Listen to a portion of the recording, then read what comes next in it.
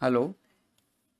तो आज हम लोग पढ़ेंगे general solution of some trigonometry equation. Standard trigonometry equation के अंदर हम लोगों ने देखो क्या क्या पढ़ लिया है। साइन थीटा बराबर 0 होने पे theta is equal to n pi हम लोगों ने देख लिया है। इसके बाद हम लोगों ने क्या देखा, अगर cos theta is equal to 0 है तो हम थीटा इज इक्वल टू लिख सकते हैं 2n प्लस 1 पाई बाई 2। ये सब के सब यहाँ पे जितने भी n हैं, these all n are integer only. अगर tan theta is equal to 0 है तो बिल्कुल साइन जैसा होगा, theta is equal to n pi, है ना। तो ये जो फर्स्ट जो कुछ रिजल्ट है ये हम लोग पढ़ चुके हैं। इसी तरीके से sine theta is equal to 1 होने पे हम लोगों ने देखा था कि थीटा इज इक्वल टू हम लिख सकते हैं 4n plus 1 pi by 2। Cos theta is equal to 1 है तो थीटा इज इक्वल टू हम लोग लिख सकते हैं 2n पाई। अब इसके बाद वाले जो ये रिजल्ट हैं, जैसे कि sine something is equal to sine something लिखा हुआ है, तो हम थीटा इज इक्वल टू लिख सकते हैं n पाई प्लस माइनस 1 की power n alpha, where alpha जो है माइनस पाई बाई 2 से पाई बाई 2 के बीच में लिया हुआ है ना। तो ये पूरी की पूरी टेबल मैंने यहाँ पे तुम लोगों के लिए इसलिए बनाई है ताकि सिर्फ एक ही पेज पे तुम सारे के सारे फॉर्मूला एक बार में देख सको और उससे वो चार्ट बना सको जिस चार्ट से तुम लोग फॉर्मूला याद करने वाले हो। ठीक है।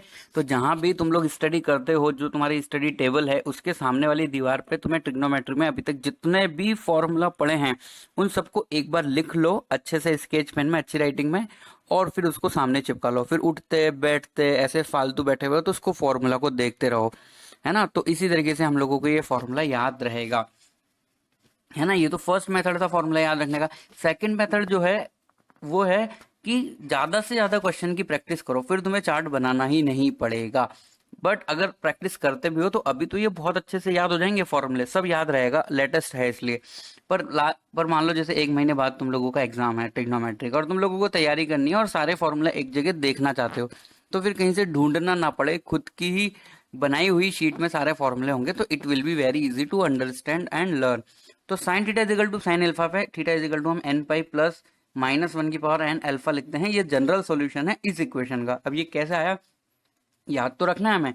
अब हम लोग एक बार देख लेते हैं ये कैसे आया ताकि याद रखने में आसानी रहेगी। ओके, तो हम लोगों ने क्या पढ़ा, if sine theta is equal to sine alpha, तो हम थीटा इज इक्वल टू कुछ कुछ लिख रहे हैं। अब वो क्या आया कैसे आया वो हम लोग यहाँ पे देख रहे हैं। तो देखो ये एक इक्वेशन है एंड इस इक्वेशन को सॉल्व करके हम लोगों को थीटा निकालना है। थीटा जो है उसका सॉल्यूशन निकालना है, मतलब थीटा की वैल्यू अल्फा की फॉर्म में हम लोगों को निकालना है।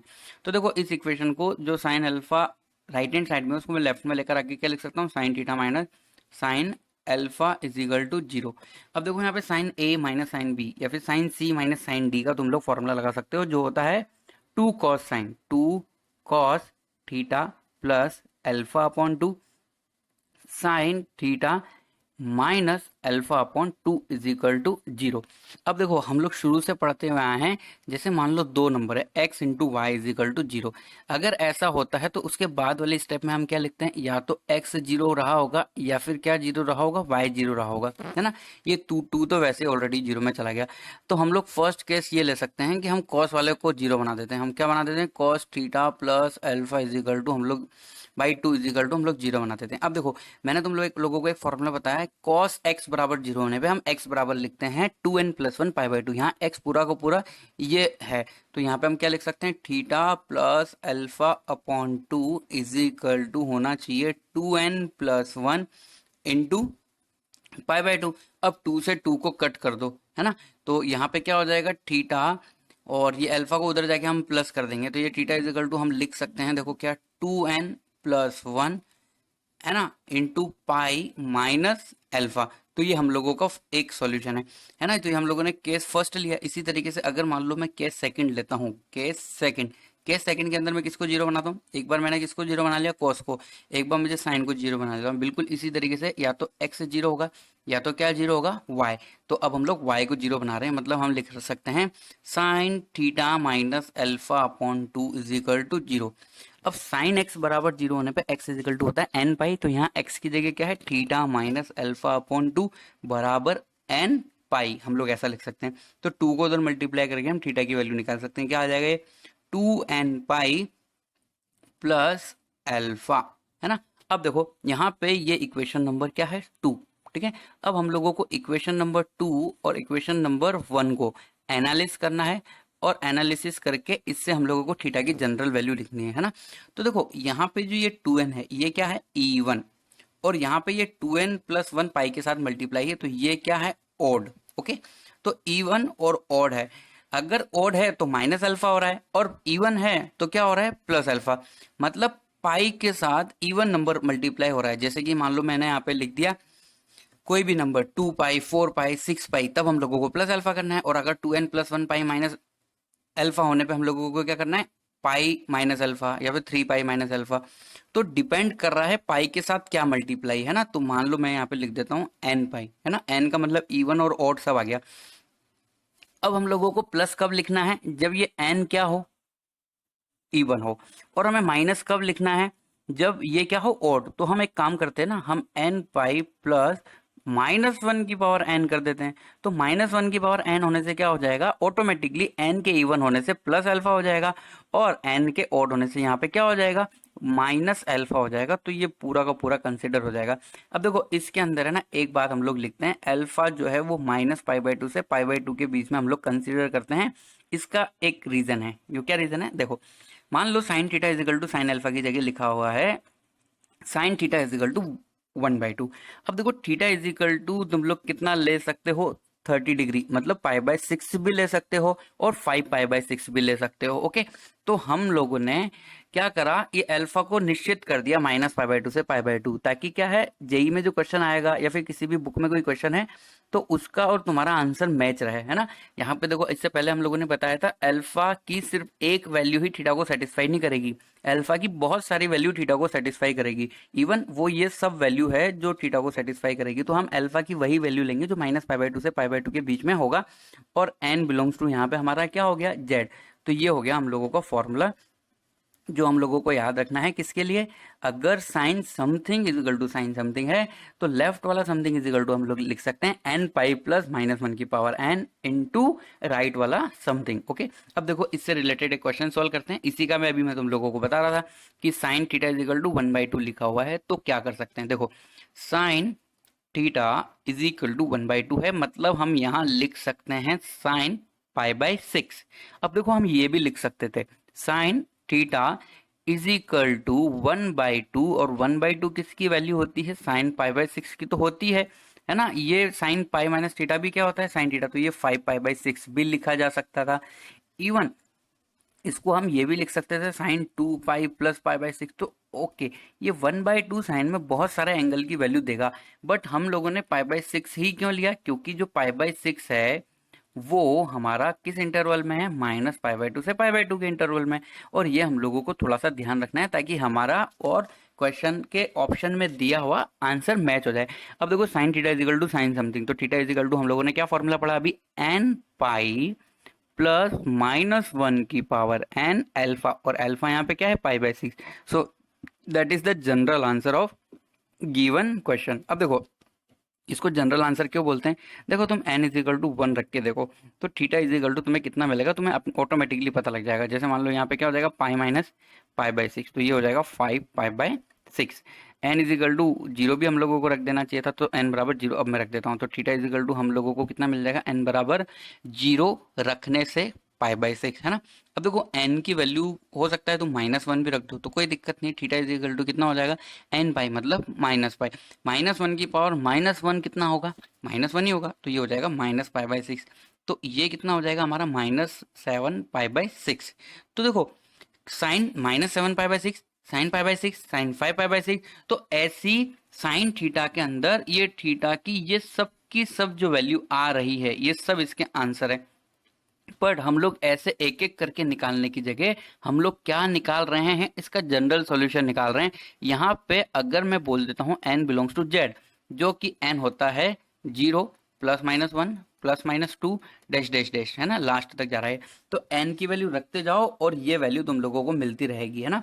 तो इस इक्वेशन का जो जनरल सॉल्यूशन है वो क्या है, n पाई प्लस -1 की पावर n π/6। यहाँ n की वैल्यू रखते जाएंगे तो हमें थीटा की वो सब वैल्यू मिलती जाएगी जो इस गिवन इक्वेशन को सेटिस्फाई करेगी। तो ये होता है ट्रिग्नोमेट्री इक्वेशन का मीनिंग। अब देखो अगेन अब ये -1/√2 है ना, तो हम लोगों को यहाँ पे देखो साइन समथिंग तो लिखा हुआ है ये लेफ्ट में, साइन थीटा प्लस π/6। अब हम लोगों को राइट हैंड साइड के अंदर भी साइन समथिंग लिखना पड़ेगा। तो देखो -1/√2 का मतलब तुम लोग लिख सकते हो माइनस साइन π/4, और इसको क्या भी लिखा जा सकता है, साइन माइनस π/4। ओके, तो देखो -1/√2 को हम लोग लिख सकते हैं साइन के अंदर माइनस π/4, और -π/4 -π/2 से π/2 के इंटरवल के बीच में है, तो हम ये वैल्यू ले सकते हैं। अब हमारा जो फॉर्मूला था वो क्या था, sine something is equal to sine something होने पे लेफ्ट वाला समथिंग इज इक्वल टू क्या लिख सकते हैं हम लोग, n पाई प्लस -1 की पावर राइट वाला समथिंग। तो यहाँ पे हम लिख सकते हैं थीटा प्लस π/6, ये साइन के अंदर पूरा का पूरा है जो लेफ्ट वाला समथिंग है, is equal to n pi plus -1 की पावर n, और यहाँ पे हमारा क्या हो जाएगा अल्फा जो -π/4 है। ओके, अब ये जो प्लस π/6 से राइट हैंड साइड में जाके माइनस हो जाएगा, तो थीटा की वैल्यू हमारे पास कितनी आएगी, n पाई माइनस -1 की पावर n π/4, और प्लस π/6 था लेफ्ट में, तो यहाँ आके क्या हो जाएगा -π/6। अब तुम n की जो वैल्यू है वो रखते जाओ, n क्या है यहाँ पे इंटीजर है, n बराबर 0 +-1 +-2। सो हम लोगों को थीटा की वो सब वैल्यू मिल जाएगी जो इस गिवन इक्वेशन को क्या कर रही होगी, सेटिस्फाई कर रही होगी। ओके, चलो और क्वेश्चन हम लोग सॉल्व करते हैं। तो देखो हम लोगों ने है ना ये क्वेश्चन सॉल्व किए दो, हम लोगों ने साइन का भी देखा, इसी तरीके से अब कॉस वाला भी हम लोग देख लेते हैं। अगर cos theta is equal to cos alpha है, तो हम थीटा इज इक्वल टू क्या लिख सकते हैं, देखो 2n pi plus minus alpha. मैं एक्सपेक्ट करता हूं कि अगर तुम लोगों ने एनसीईआरटी पढ़ा हुआ है बोर्ड, तो उसके अंदर ये फॉर्मूला तो देख ही लिया होगा। बस अब हम लोग इसको डिराइव करने वाले हैं। अल्फा हम जनरल लेते हैं 0 से पाई के बीच में, ताकि हमारा आंसर मैच रहे। ओके, तो cos theta is equal to cos alpha वाली इक्वेशन को भी सॉल्व कर लिया जाए, है ना। उसका आंसर कितना आ रहा है, 2n pi plus minus alpha. अब ये फॉर्मूला तो याद रखना ही है, बट एक बार हम लोग समझ लेते हैं कि ये आया कैसे होगा। तो देखो हम लोगों को क्या करना है, ऐसा लिखा हुआ है cos theta is equal to cos alpha, then we have to find out the value of theta in the terms of alpha. Okay, तो अल्फा की वैल्यू हम लोगों को फाइंड करनी है, और अल्फा के बारे में एक बात पता है हमें, वो 0 से पाई के बीच में ही हम लोगों को लेना है। ओके, तो हम लोग ये वैल्यू कंसिडर करेंगे। तो चलो इस इक्वेशन को सॉल्व कर लिया जाए। तो cos theta is equal to cos alpha है, तो कॉस अल्फा को लेफ्ट में लेकर आओ, cos theta minus cos alpha is equal to हम लोग लिख सकते हैं 0। अब देखो यहाँ पे कॉस सी माइनस कॉस डी का फॉर्मूला लग सकता है, तो यहाँ पे क्या हो जाएगा 2 साइन साइन, है ना, 2 साइन साइन होता है या माइनस साइन साइन होता है, माइनस लिख देते हैं, -2 sine theta plus alpha upon 2 into sine theta theta minus alpha upon 2, ये होता है हमारा formula cos x minus cos y का, -2 sine sine is equal to हम लोग क्या लिख सकते हैं 0। अब देखो यहाँ पे अगेन वही दो नंबर का मल्टीप्लीकेशन क्या है 0, -2 तो 0 में चला जाएगा, तो एक बार फर्स्ट वाला और एक बार सेकंड वाला 0। तो फर्स्ट केस क्या करो हम लोग ले लेते हैं sine theta plus alpha upon 2 is equal to 0। अब साइन x बराबर 0 होने पे x is equal to n pi होता है, इसलिए हम लोग लिख सकते हैं theta plus alpha upon 2 is equal to n pi. अब 2 को मल्टीप्लाई कर दो उधर, तो ये क्या हो जाएगा 2n पाई, और प्लस अल्फा उधर जाके तो यहाँ आके क्या हो जाएगा माइनस अल्फा।